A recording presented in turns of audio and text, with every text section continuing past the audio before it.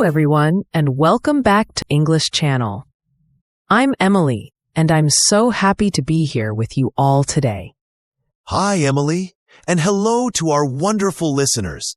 I'm Paul, and I'm excited about our topic today. It's something we all experience, English at work. Exactly, Paul. Whether you're just starting your career or you've been working for years, English plays a big role in many workplaces around the world.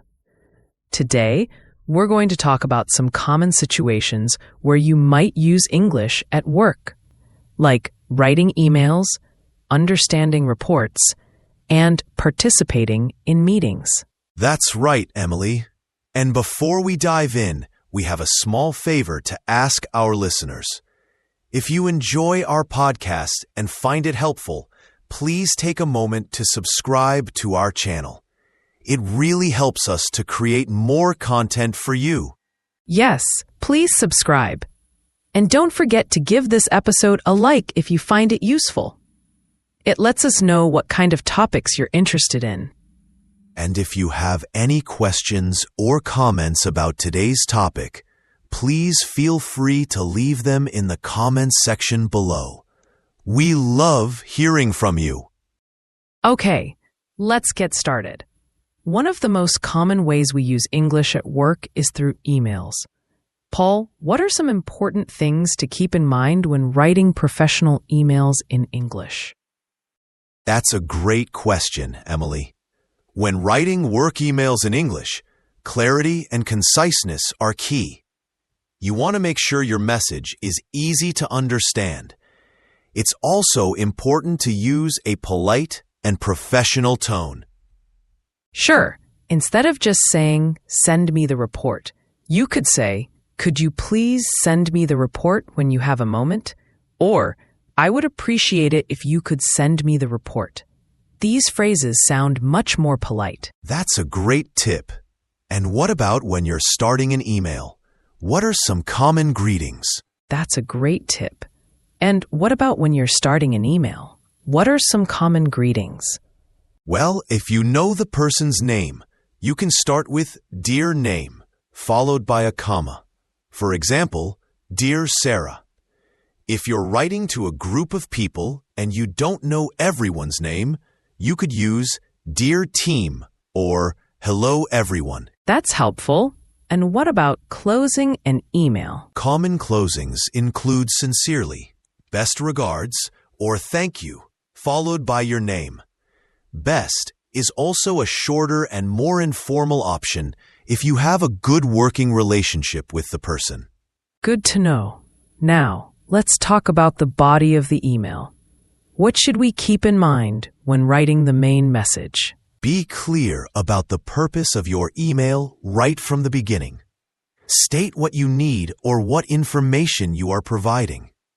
Use short paragraphs and bullet points if you have multiple points to make. This makes the email easier to read and understand. That's excellent advice. Nobody wants to read a long, rambling email. And what about attachments? How should we handle those? If you're attaching a file, make sure to mention it in the body of your email. For example, you could say, "Please find attached the report for your review." This way, the recipient knows to look for the attachment. That makes sense. So, to summarize for our listeners, when writing emails in English at work, remember to be clear, concise, polite, and professional. Use appropriate greetings and closings, and always mention any attachments. Exactly, Emily. Now, let's move on to another important aspect of work life: understanding reports. Reports can sometimes be filled with technical terms and data. What are some strategies for understanding them better in English? That's a great point, Paul. Reports can definitely seem intimidating at first. One important strategy is to familiarize yourself with common business vocabulary related to your field. There are many online resources and glossaries that can help with this. That's a good idea. Also, don't be afraid to ask for clarification if you don't understand something. If a term or a piece of data is unclear, it's better to ask a colleague or your supervisor for an explanation. Absolutely. It's much better to ask than to make assumptions based on a misunderstanding. Another tip is to look for summaries or executive summaries at the beginning of the report. These usually provide a high-level overview of the main findings and conclusions. Yes, those summaries can be very helpful for getting the main points quickly. Also, pay attention to any charts, graphs, or tables included in the report. These visual aids can often help to illustrate complex data in a more understandable way. Make sure you read the labels and headings carefully. That's right. And if you need to present information from a report in English, practice explaining the key findings in your own words. This will not only help you understand the information better, but also make it easier for others to understand you. Good point, Emily. Sometimes reports use specific acronyms or abbreviations. If you're not familiar with them, make a note and try to find out what they mean. There might be a glossary in the report itself, or you can ask a colleague. Definitely. Understanding the language used in reports is crucial for staying informed and making good decisions at work. Okay, Emily, let's move on to another common workplace scenario: meetings. Participating in meetings in a second language can be challenging. What are some useful phrases for expressing your opinions or asking for clarification in English meetings? That's a very important topic, Paul. Meetings are a key part of collaboration in many workplaces. When you want to express your opinion, you can use phrases like, "in my opinion," "from my perspective," or "I think that." Those are great starting points. And if you agree with someone, you can say, "I agree with name," or "that's a good point." Exactly. And if you disagree politely, you could say, "I see your point, but I have a slightly different perspective." Or, "I'm not sure I completely agree with that because..." It's important to be respectful when expressing a different viewpoint. Absolutely. What about when you need to ask for clarification? Sometimes the discussion can move quickly, and you might miss something. In that case, don't hesitate to ask for clarification. You can say, "Could you please explain that again?" Or, "I didn't quite catch that. Could you repeat it?" Another useful phrase is, "What do you mean by term phrase?" Those are very helpful phrases. And what if you want to add to someone else's point? You can say, "Building on what name said," or "I'd like to add to that." These phrases help you contribute to the conversation smoothly. And what about when you need to interrupt politely? Sometimes it's necessary to jump in. You can use phrases like, "Excuse me," or "Sorry to interrupt, but," followed by your point. It's important to be polite when interrupting so you don't disrupt the flow of the meeting negatively. That's good advice. Also, pay attention to the overall tone of the meeting. Is it formal or informal? This will help you choose the appropriate language. Yes, the context is always important. And if you're leading a meeting in English, make sure to speak clearly and at a reasonable pace. It's also helpful to summarize key points and decisions throughout the meeting to ensure everyone is on the same page. That's a great tip for meeting leaders. And for everyone else, active listening is crucial. Pay attention not only to what is being said, but also to nonverbal cues like body language. Definitely. And if you're not a native English speaker, don't be afraid to take notes during the meeting. This can help you remember key information and action items. That's a very practical tip. Now, Emily, let's talk about another aspect of daily work life: reporting tasks, especially in daily stand-up meetings or dailies.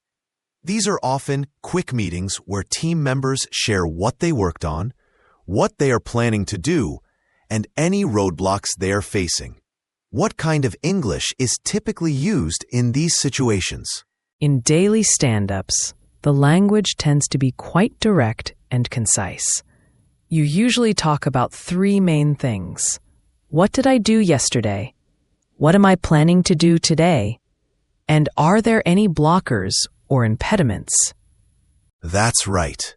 For what did I do yesterday? You might say something like, yesterday I finished the user interface design, or I worked on fixing the bug in the login page.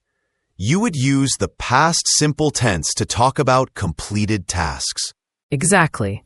And for what am I planning to do today, you would typically use the present continuous or going to for future plans. For example, today I'm planning to start working on the database integration, or I'm going to focus on writing the documentation. And for are there any blockers, you would mention any issues that are preventing you from moving forward. For example, I'm blocked by the API not being ready yet, or I'm waiting for feedback on the design before I can proceed.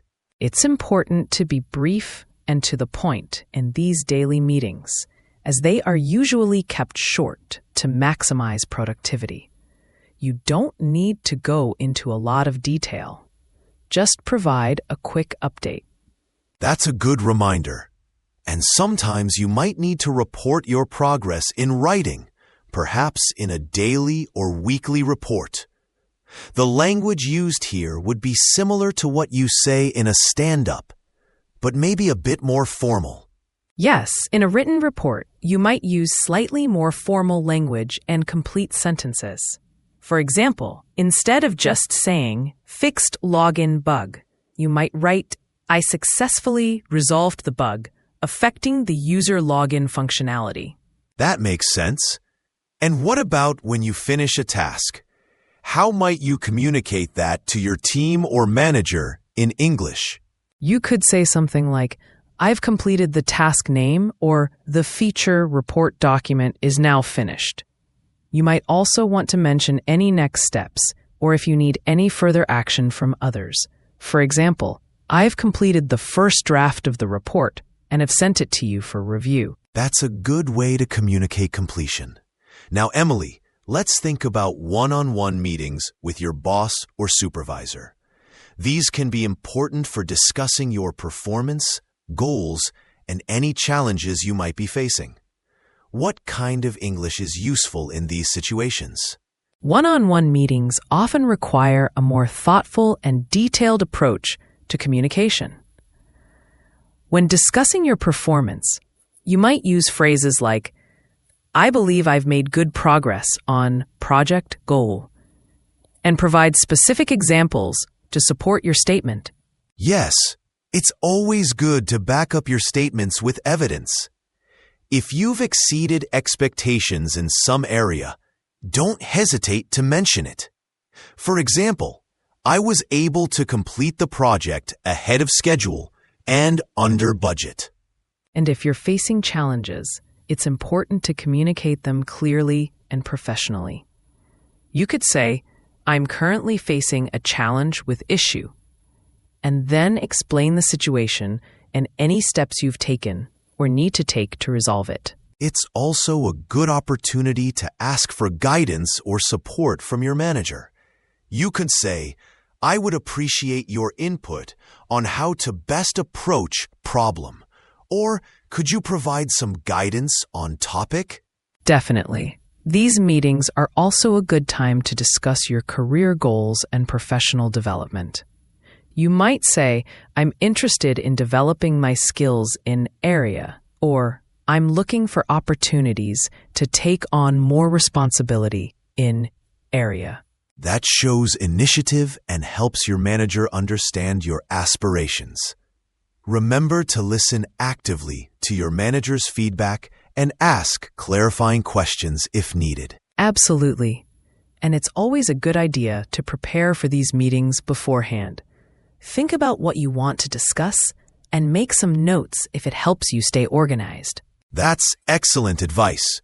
Being prepared will help you communicate more effectively and make the most of the meeting. Now, Paul, let's shift gears a little bit. We've talked a lot about using English for work-related tasks, but what about the social aspect of work? How do we use English to connect with colleagues and maybe even make plans after work? That's a great point, Emily. Building good relationships with your colleagues is important for a positive work environment. Casual conversations in English often use more informal language. Yes, for example, during a coffee break, you might ask a colleague, "How's your morning going?" Or, "Did you have a good weekend?" These are simple ways to start a friendly conversation. And if you want to talk about your weekend, you could say, "I had a relaxing weekend. I went for a hike." Or, "It was a busy weekend. I visited my family." If you're interested in someone's work, you could ask, "How's that project you're working on coming along?" Or, "Are you busy with task?" And if you want to share something about your own work, you could say, "I'm working on task at the moment. It's quite challenging." Or, "I just finished task. It feels good to have it done." What about making plans to hang out after work? How would you do that in English? You could say something like, "Would you like to grab a coffee after work?" Or, "Are you doing anything tonight? Maybe we could go for a drink." More casually, you could say, "Fancy going for pizza tonight?" And if you're inviting a group, you might say, "Hey everyone, a few of us are thinking of going out for dinner tonight. Are you in?" If you need to decline an invitation politely, you could say, "Thanks for the invite, but I already have plans." Or, "That sounds great, but I won't be able to make it tonight. Maybe next time?" That's important. Always be polite when accepting or declining invitations. And what about when the workday is ending? What are some common ways to say goodbye and wish someone a good rest? You could simply say, "Have a good evening," or "Have a good night." If it's Friday, you might say, "Have a great weekend." And if you're leaving and want to say goodbye to everyone, you could say, "Bye everyone," or "See you tomorrow." Sometimes, if you know someone has had a long day, you could say, "Hope you get some rest," or "Time to relax." These small social interactions in English can really help you build rapport with your colleagues and feel more connected at work. Absolutely, Paul. It's not just about the formal language of emails and reports. The everyday conversations matter too. So, to recap our discussion today, we've covered using English for emails, understanding reports, participating in meetings, reporting tasks in daily stand-ups, one-on-one meetings with your boss, and even social interactions with colleagues. It's all part of using English in daily work life. Yes, and we hope that the phrases and tips we've shared today will be helpful for our listeners as they navigate their professional lives in English. Remember, practice makes perfect, so don't be afraid to use English whenever you have the opportunity. That's right, Emily. And don't worry about making mistakes. Everyone makes them when learning a new language. The important thing is to keep practicing and learning. And on that note, we're coming to the end of our episode today. Thank you so much for tuning in to English Channel. We really appreciate you spending your time with us. Yes, thank you everyone. And before we go, we have one last request. If you enjoyed this episode and found it informative, please subscribe to our channel if you haven't already. And please share this episode with anyone you think might find it useful. The more people we can help learn English, the better. And don't forget to leave us a comment below. We'd love to hear your thoughts on today's topic or any other suggestions you might have for future episodes. We read all your comments and appreciate your feedback. Thank you again for listening, and we look forward to speaking with you in our next episode. Bye for now, and have a wonderful day. Take care, everyone.